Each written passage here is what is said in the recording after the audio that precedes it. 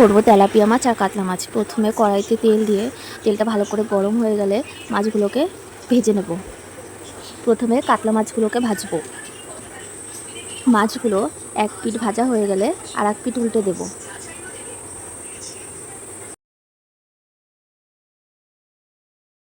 মাছগুলো ভালো করে ভাজা হয়ে গেলে মাছগুলোকে একটা পাত্রে তুলে দেব। এরপর তেলাপিয়া মাছগুলোকে দিয়ে দেব। এক পিঠ ভাজা হয়ে গেলে আর এক পিঠ উল্টে দেব। মাছগুলো ভালো করে ভাজা হয়ে গেলে মাছগুলোকে একটা পাত্রে তুলে নেব।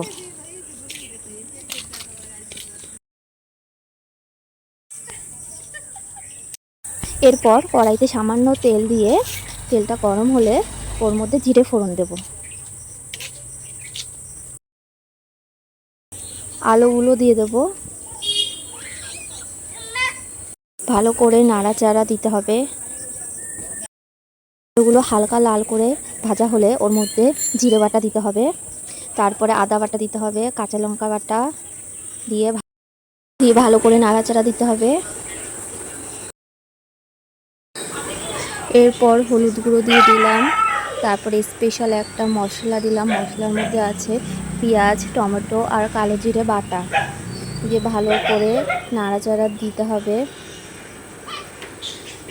দিয়ে ওর মধ্যে সামান্য লঙ্কা গুঁড়ো, লবণ স্বাদ মতন দিতে হবে।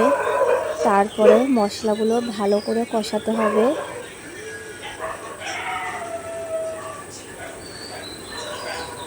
মশলাগুলো ভালো করে কষে গেলে ওর মধ্যে জল দিয়ে দেব পরিমাণ মতন।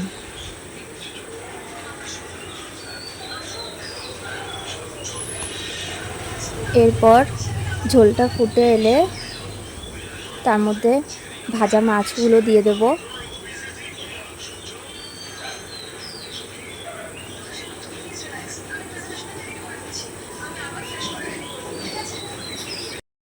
ঝোলটা আবারও ভালো করে ফুটে এলে ওর মধ্যে গরম মশলা দিয়ে নামিয়ে নেব। আমার ভিডিওটি যদি ভালো লাগে তাহলে আমার চ্যানেলটি সাবস্ক্রাইব করে আমার পাশে থেকো।